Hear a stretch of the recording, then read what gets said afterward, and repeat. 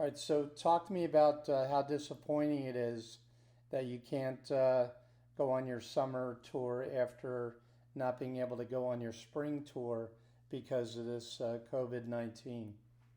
It's completely disappointing. I mean, it's heartbreaking for the kids. The missed opportunities. It's bad enough going through this pandemic. Their lives are altered, but now, in regards to missing out on the college tour, their futures are kind of being altered as well with the pandemic. So, just for the kids, I'm super sad. I'm sad for myself as well. It's a chance for me to get away and get some bonding and just get out on the road and travel a little bit and networking and better myself as a coach as well. So I mean, it's a lose lose for everybody involved. In addition to the trips and putting themselves out there in front of college coaches and stuff, just talk to me about the other benefits that it has as far as camaraderie and bonding and all that. The team building and the chemistry building is I mean unprecedented. I mean year in year out we use these summer trips and these spring trips to go out and really create and forge that brotherhood that you need to be a really good team to become a really good family. Like I said, I tell my kids all the time, there's a huge difference between you lining up with someone you consider your brother or just another guy, just another a student, a kid you pass in the hallway, a teammate. So when you can cross that line and become brothers, then you can really have the opportunity to do something special. Now you had 33 plus schools that you guys are going to visit this summer. So just talk to me to how you're going to make up that lost ground. Well, I mean, now we're doing a lot of stuff virtually. It's causing us to be able to kind of alter and adjust the way we do it, but we still have the same grind, the same the passion for getting our kids out and getting them exposure. Just got to do it a little bit differently. So now our computer skills are gonna come in into play. Our marketing and then the relationships. We've been able to forge relationships with college coaches all across the country, which is going to bode well for our kids. Missing out on this opportunity. So now is where you got to be a trustworthy voice to be able to tell a guy, I got a kid, he's times, he's this and that. This is why you can't you can't lie for kids in previous years because you come back and have a situation like this and they don't trust your word anymore. So that's why I mean our program's face is good.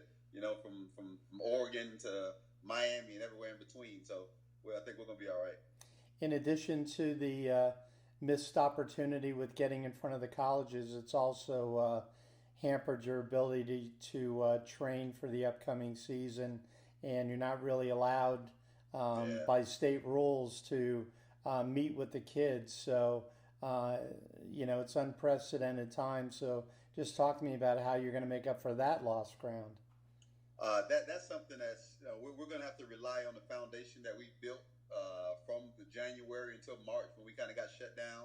We were working at a great pace, having one of the best off seasons we can have. So now our leadership is really kicking into play. We have some guys that are natural leaders, and they're going out and setting things and getting personal trainers and trying to figure out ways where guys can work out. But the thing is now we kind of try to hold them back a little bit to make sure. I know they want to get better at football. They want to try to build the camaraderie for our team, but we got to be safe. We got to be smart about it. And a lot of times when you don't have that coach's intervention, and even with some of the parents, they're so excited, and a lot's riding on it for some parents as well. This is the only opportunity that they probably have to be able to afford college for their kids. So sometimes their decision making may err on the side of not being so safe. So we're trusting our young leaders and hoping they do the right thing, and our parents, and we're trying to make sure they're equipped with all the information they can. And nationally, what we're getting from the media is all that we have. But it's different. I mean, it's gut wrenching, even with some of the stuff that's going on with the Black Lives Matter and the protesting. I'm dreading watching the news and seeing one of my kids doing something that probably wouldn't make us proud as a program. So not even being able to reach out to them or even comfort them.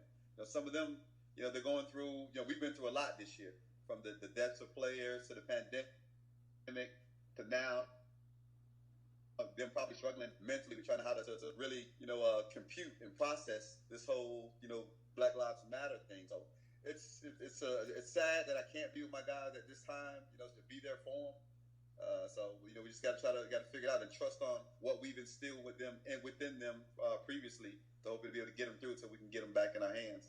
What's the 2020 season gonna look like?